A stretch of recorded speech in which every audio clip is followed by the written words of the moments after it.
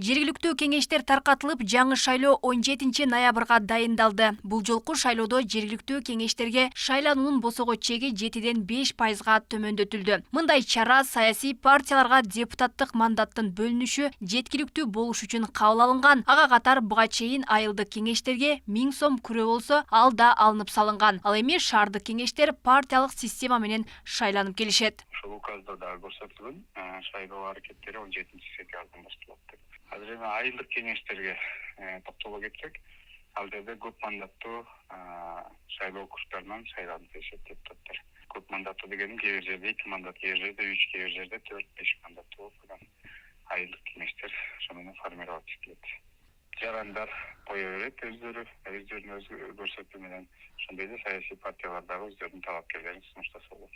Учурда коомчулукту кайсы партия шайлоого катышаары кызыктырып жаткан учур. Ал арада УКМК төрагасы Камчыбек Ташиев Ата журт партиясы жарышка катышпасын айтты. Бийлик кайсы бир партия же талапкерди сүрөнгө албайт. Мындан улам атайын кызматтын төрагасы коррупционер эмес, уюшкан кылмыштуу топторго аралашпаган талапкерди тандап алууга чакырган. Арасында көпчүлүгү баягы эле илгертен бери бийликте тургандардын партиясы менен депутат болуп келип жүргөн жүздөр. Ата журт партиясынын түптөгөндөрдүн сап башында турган адам катары айтам. Ата журт партиясы 17 ноябрдагы жергиликтүү кеңештердин депутаттарын шайлоого катышпайт. Эмне үчүн мындай чечимге келдим? Ата журт партиясы аталгандай эле менин ысымым менен байланыштырышат. Ошондуктан мен мамлекеттик кызматта олтуруп алып, партияны бул шайлоого катыштырсам туура эмес болуп калат. Керек болсо 2026-жылкы парламенттик шайлоого да катыштырбаймын.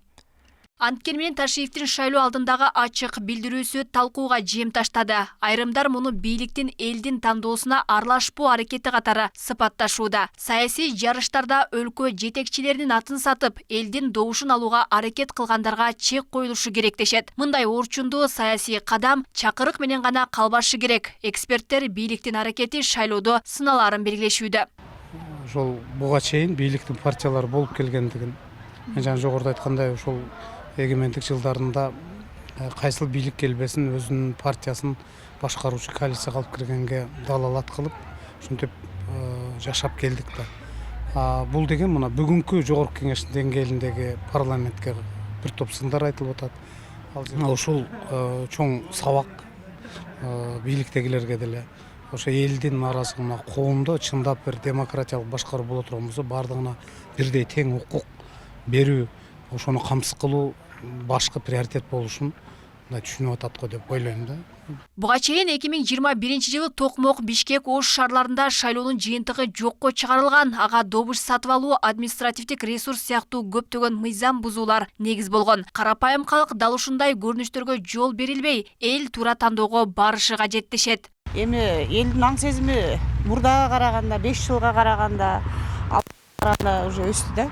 Эл өзү тандап, элдердин каалаган, элдин кызыкчылыгын ойлогон инсандар келет деп ойлойм. Эл ошону тандаш керек эми.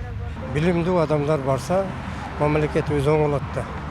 Анан кийин эми ошо өзүнүн бизнесин өнүктүрүп, өзүнүн кызыкчылыгын ойлогон, элди ойлобогон адамдар көпчүлүк эле процент ошондой депутаттар болуп калып атат да.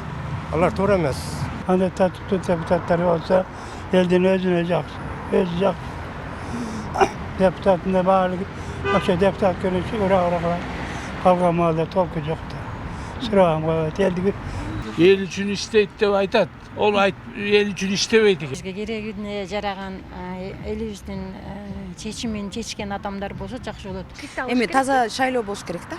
Чындыгында өзүбүз шайлайбыз, бирок эми ошондо дагы кээ биркилери баягындай бир аз эмегилерге берилип кетип атат да. Негизи таза шайлоо, бар таза жашоо болот да эми. Жаңыдан аныкталган мандаттар боюнча Бишкек жана Ош шаардык кеңештерине 45 мандат берилет. Буга чейин административдик реформанын алкагында шаарлар кеңейип, шаардык кеңештердин депутаттары кескин көбөйгөн. Мындан улам кайра шайлоо 17 ноябрга дайындалган. Анда жалпы 249 жергиликтүү кеңеште шайлоо өтөт.